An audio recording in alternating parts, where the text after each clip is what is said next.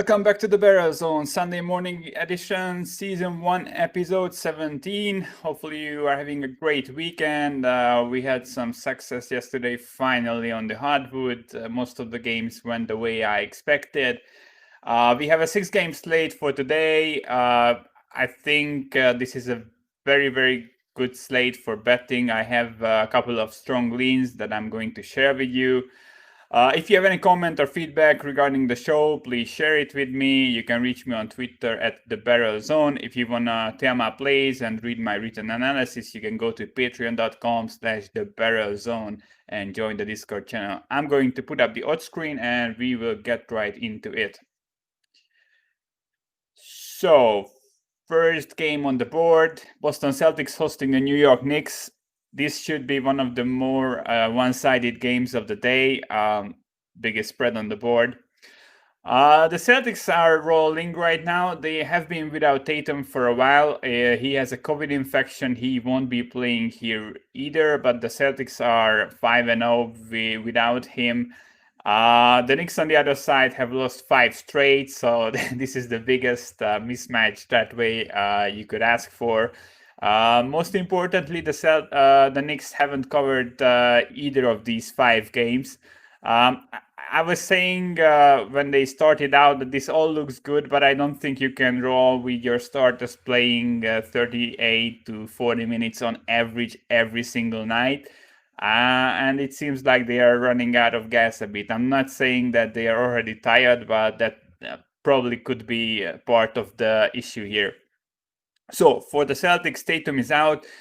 We have a couple of questionables to mention. Tice, Take Fall, Rob Williams, all questionable. So they could be pretty slim when it comes to the front court. We will see how this plays out and if they are going to go or they will be out.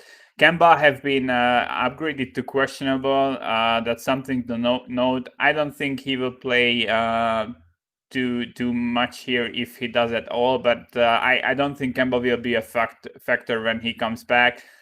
He will probably ease back in slowly, playing like 20 minutes a night.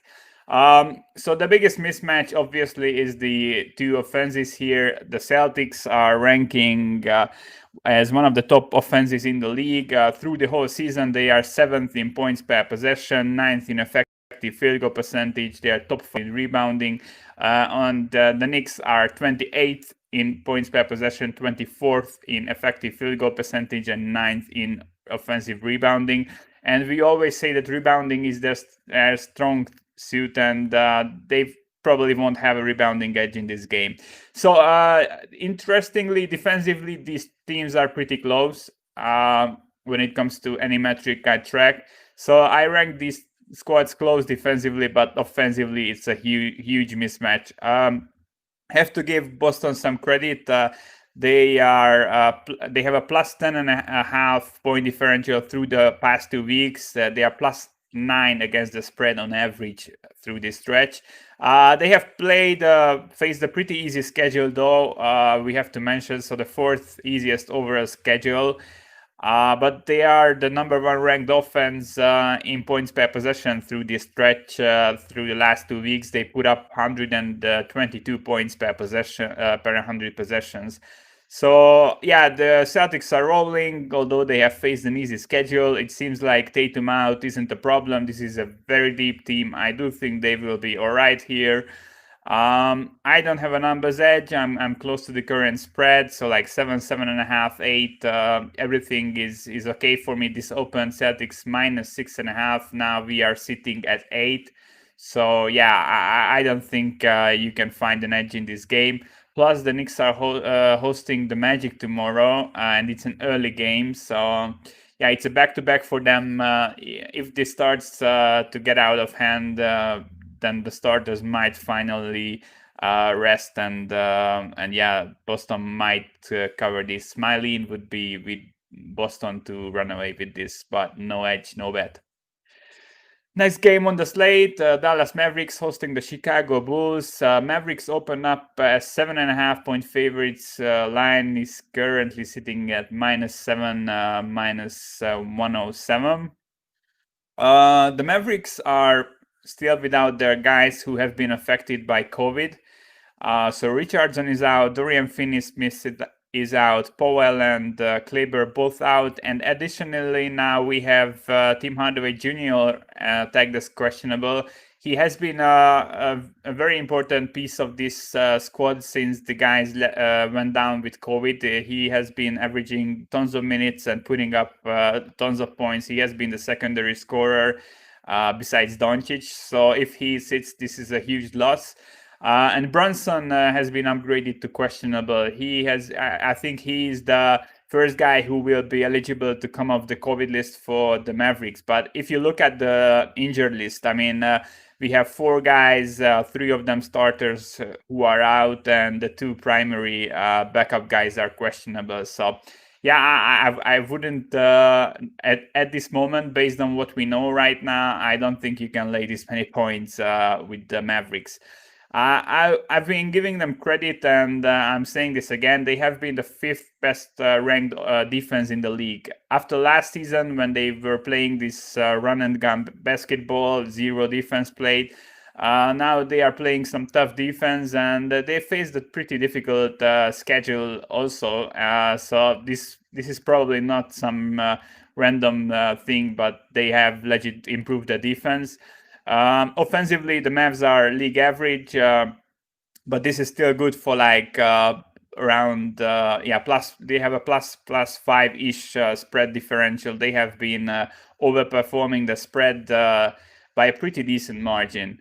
So on the other side, the Bulls are another team who has been the biggest overperformer. Actually, the Chicago Bulls rank as the 4th best offense through the last 2 weeks, which is insane.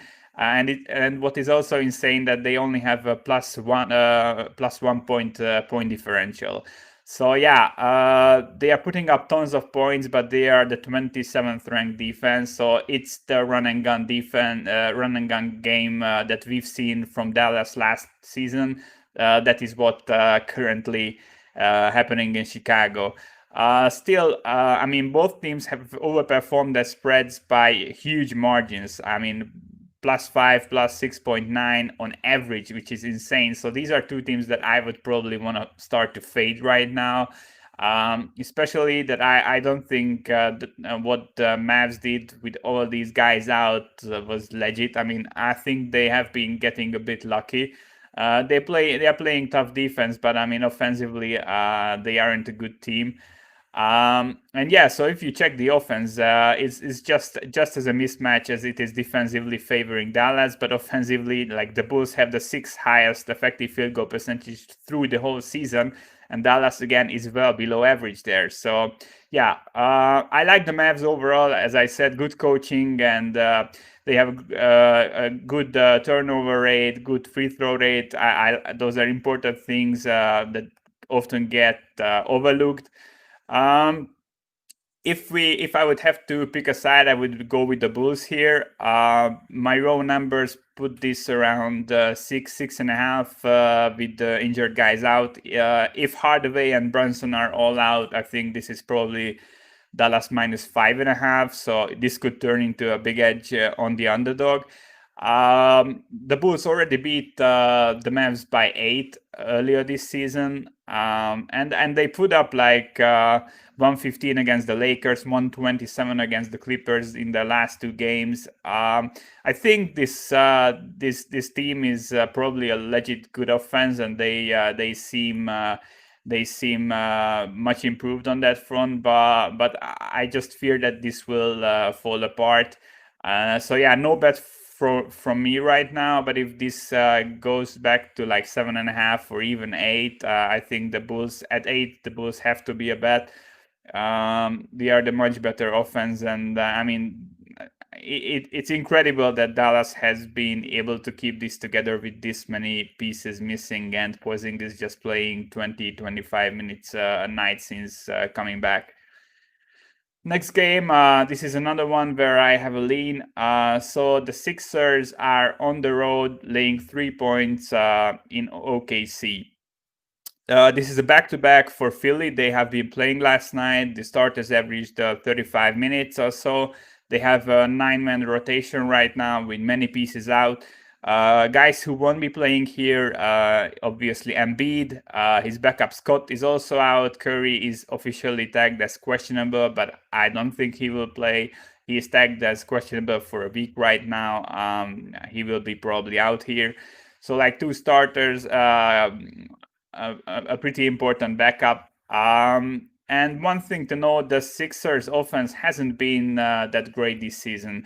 Overall, through the whole season, they are ranking 17th in points per possession, 10th in effective field goal percentage, 27th in turnovers, 14th in offensive rebounding, and 13th in free throw rate.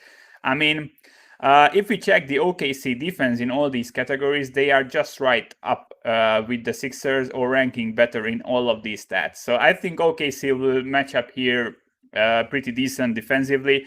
Obviously, all what I have to say again, all these stats for the Sixers came against the easiest schedule in the whole league. So the Sixers played the shittiest teams so far, and offensively they are below league average. This is mostly because of Simmons, who is a shadow of himself offensively. He's averaging like 12 points or something.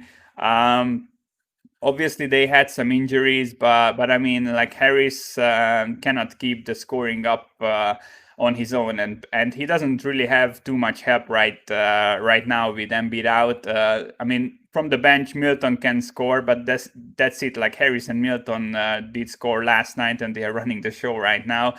But I don't think that's a team that's a legit favorite on the tail end of a back-to-back against a team that has been a decent defense. So OKC, through the last 2 weeks, they had 8 games. They are 5-3 against the spread. And the games they didn't cover came against the Lakers, the Spurs, and the fully healthy Heat squad. So yeah, against shittier teams, they seem to be covering. They are playing a pretty tough defense. Offensively, yes, they are well below average. But I think Simmons' status is one thing we have to question here. He isn't tagged as questionable officially, but he was just probable yesterday, and it was mentioned that he might sit the tail end of the back-to-back. So yeah, if Simmons is out, this is a pick'em, I think. And I kind of lean towards him sitting here. So we don't have any info. It's just a guess. He has been playing bad he was barely shy of a triple-double. He didn't play bad, but he was shooting bad. And after the game, from the interview, it really seemed like he was telling everyone that he isn't 100% right now, and it really shows in the shooting. I mean, if he's out, you have to probably get on OKC. But even right now, I think the +3 is a good bet. I mean, last night, the Memphis Grizzlies closed as 1.5-point favorites at home against the same Philly team. And now Philly is laying 3 points on the road when they are on a back-to-back. And they might not have Simmons. I think that's a bit off if you think about it. I mean, obviously I grade the Grizzlies way higher than OKC, but not like 5 points or 5.5 points higher if you factor in some of the back-to-back for Philly. So yeah, I think you have to monitor the status of Simmons. We will see how this moves, but the opener was Philly -4, and it got instantly bet down to -3. I think OKC is still the right side. I would probably put this closer to like Philly -2 if Simmons plays, and that's a huge if.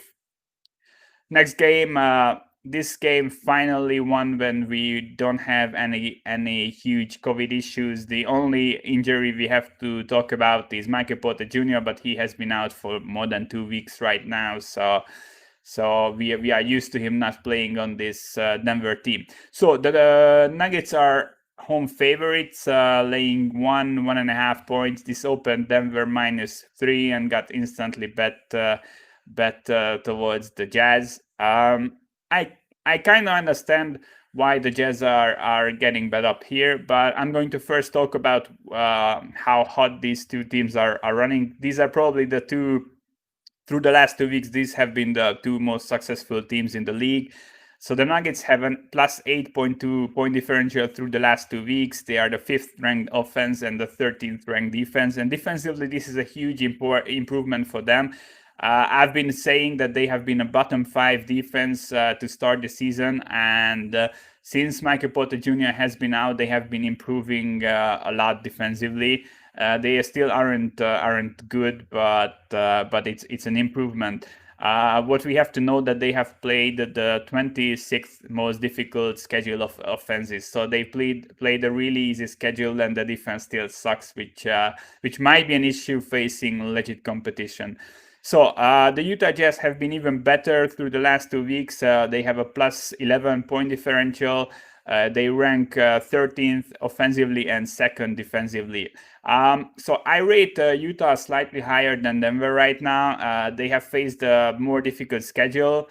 And the most important thing to me is the rebounding. I mean, in all their games so far this season, the Nuggets had the rebounding edge, and they won't have it here. So the Jazz this season are by far the best rebounding team when you check on both sides of the floor. I think they will be able to out rebound the Nuggets, and I like the bench way more than I like Denver's. I think Denver is really missing Grant. Their bench has been pretty bad this season. They play a short rotation, and again, Murray isn't 100%. He is saying after each game that his elbow is screwed up and it hurts every time he shoots the ball. He has games where he's shooting like 30% or sub 30%. He's coming up off for like a 30% game. So Murray is hurt. The bench is short. They are small, and they won't have a rebounding edge here. So yeah, I lean Utah here. I don't really have a numbers edge. I make this Denver minus 1.5. But if you check the schedules these two faced and how these two match up, I think the Jazz, since last year's playoff series, the Jazz have become the better team, and the Nuggets have degraded by losing Grant and obviously the Murray injury.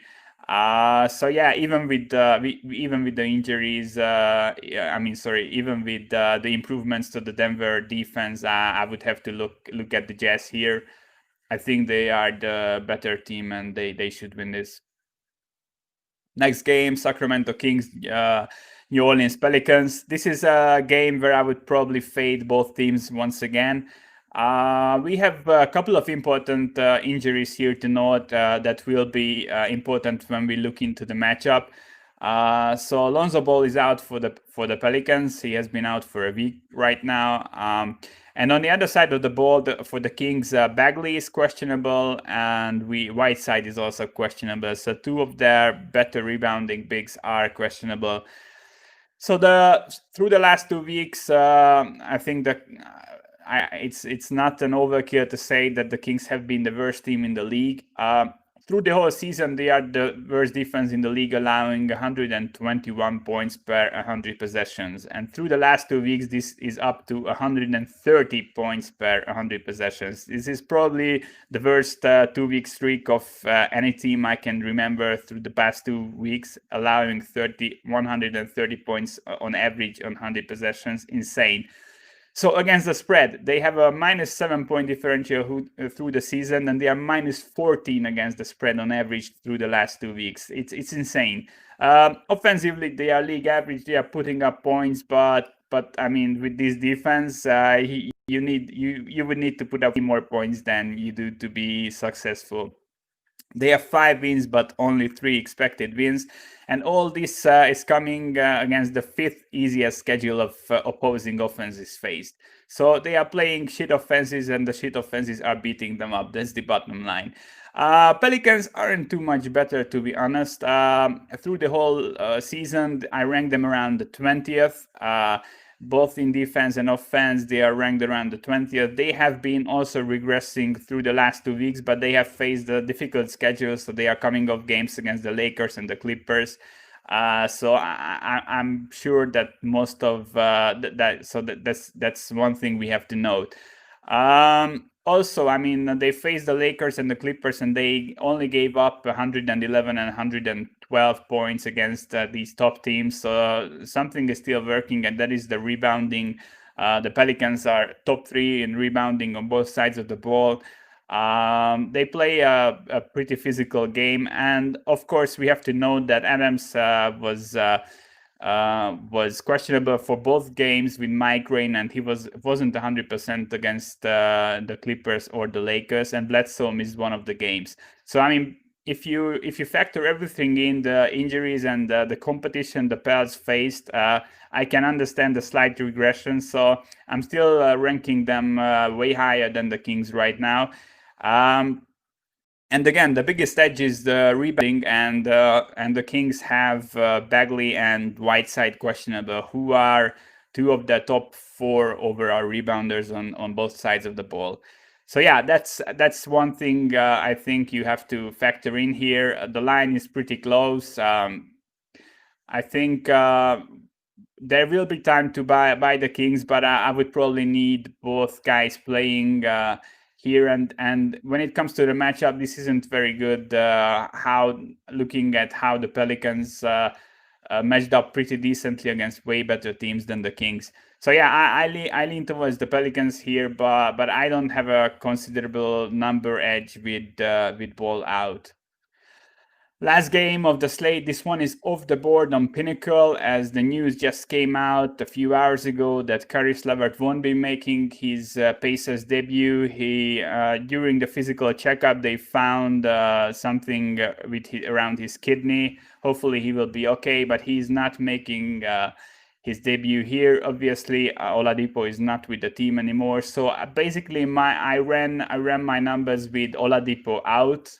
Because that's what's happening. At least LeVert hasn't played with the team yet, so he's not screwing up the chemistry really. I think I don't like the Clippers laying this many points. I've been always bashing their defense. So right now they are the 27th best defense in the league and the first offense. So they put up 120 points on 100 possessions, but they allow 115. So yeah, they have a +5 point differential on average, which is decent. But if you look at the Pacers, they also have a +4.6 point differential. So almost a similar point differential. And I think they're a more balanced team, to be honest. So I rank the Pacers as the 6th best defense and the 13th best offense. So offensively, yeah, they are not that good. But defensively, they are way better than the Clippers. And if you look at the last 2 weeks, the Clippers have underperformed their spreads by 2 points on average, while the Pacers have overperformed by 5 points. So the market is sleeping on the Pacers a bit. I think it's a huge difference if you look at who these two teams faced and how they performed compared to expectation. But overall, these are two very similarly rated teams who have faced a similar schedule, and the Pacers are allowing eight less points per 100 possessions, which is insane, and they're getting 6 points here on softbooks right now. And I think Pinnacle will probably open this closer to 4.5, 5. I think that's maybe the realistic number. One thing we have to note that Oladipo has been a negative player when it comes to defensive efficiency, and a hugely negative one. So the Pacers were -8 defensively when he was on the floor, and it was he has been out for 2 games right now, and they kept the Warriors to 95 and the Blazers to 87 points. So yeah, the defense is probably better with Oladipo out. And this is way better defense and still a functional offense, in my opinion. And while I really like the Pacers, I think 6 points is just a bit too much here. So yeah, if you have access, I've seen 6.5s out there with the Pacers. I don't think the line will be the same on Pinnacle. I think this is off. Also, I have to note that the Pacers should have played last night, but the game was postponed. So this line might be with some back-to-back factored in when that didn't happen. I mean, good books don't usually do this, but I mean, the good books don't really have the line up yet right now. So yeah, very similar teams. Obviously, slight overall edge to the Clippers, but I don't think it's a 6-point edge right now. So yeah, that's about it for today. Just a six game card, but a couple of interesting looks. In the Bulls Mavericks game, I think if this gets out to Bulls plus 7.5 or 8, that's a good side. But I'm not in love with it. I think Philly we won't have too much success scoring on the tail end of a back-to-back without two of their better scorers and maybe Simmons sitting. So follow the news there. I kind of like Utah against Denver when it comes to the matchup, and I think the Denver is worse than they were last year. And I like what the Jazz are doing, and obviously Conley has been way better than last season. Pelicans Kings, shitty game, two bad teams, but still I couldn't back the Kings here. And in the last game, I liked the Pacers to stay within the number against the Clippers, and I think this will go down considerably, maybe even to a 4. We will see. But yeah, I don't think Oladipo out is a huge downgrade to the Pacers. The way they have been playing and the way Oladipo rates in such a deep team. So this is it for today. We have an amazing card tomorrow. We have like 9 games, but a couple of big ones. We have the Brooklyn Nets hosting the Milwaukee Bucks, which will be probably the best game of the whole week. I will be back tomorrow, same time. We have many games to go over. Good luck tonight, and thanks for tuning in. I'll see you guys tomorrow.